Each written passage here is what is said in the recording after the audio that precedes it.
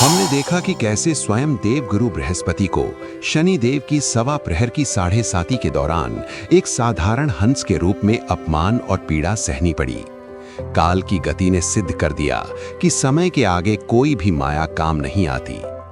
नमस्कार दोस्तों, एक बार फिर आपका स्वागत है पौराणिक पुराण में। राजा द्वारा मुक्त किए जाने के बाद देवगुरु बृहस्पति ने एक गहरी सांस ली। उनका शरीर अभी भी सैनिकों की लाठियों की मार से पीड़ा में था और मन उस भयंकर अपमान से कांप रहा था। उन्होंने तुरंत अपना हंस का वेश त्यागा और अपने वास्तविक तेजस्वी स्वर्ण स्वरूप में आ गए। अत्यंत विनम्र और नतमस्तक अवस्था में देवगुरु अपने आश्रम लौटे।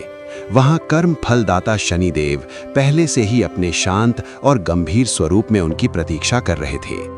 देवगुरु बृहस्पति ने आगे बढ़कर शनिदेव को प्रणाम किया। उनका सारा अट्टहास और मायावी तपोबल का घमंड आंसुओं में बह चुका था। देवगुरु ने भरे हुए स्वर में कहा, हे सूर्यपुत्र, मुझे क्षमा करें। मैं ये भूल गया था कि मैं केवल ज्ञान का स्वामी हूं, लेकिन आप साक्षात काल यानी समय हैं।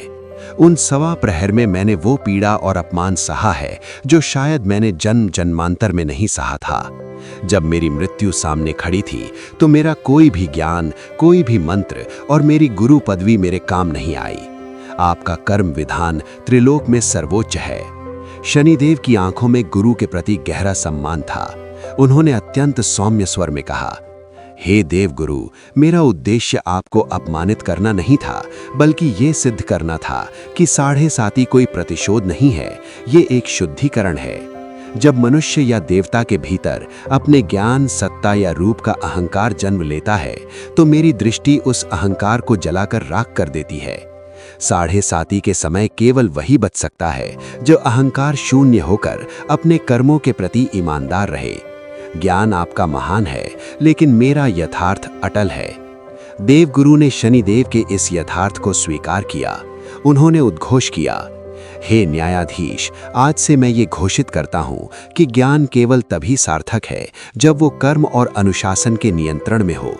आपके न्याय से देवता, दानव और साक्षात त्रिमूर्ति भी मुक्त नहीं हैं। इस प्रकार ज्ञान और कर्म का ये अद्भुत महासंग्राम एक परम सत्य के साथ संपन्न हुआ। देवगुरु बृहस्पति ने शनिदेव के न्याय और 7:30 की महिमा को पूरे ब्रह्मांड में सर्वोच्च मान लिया।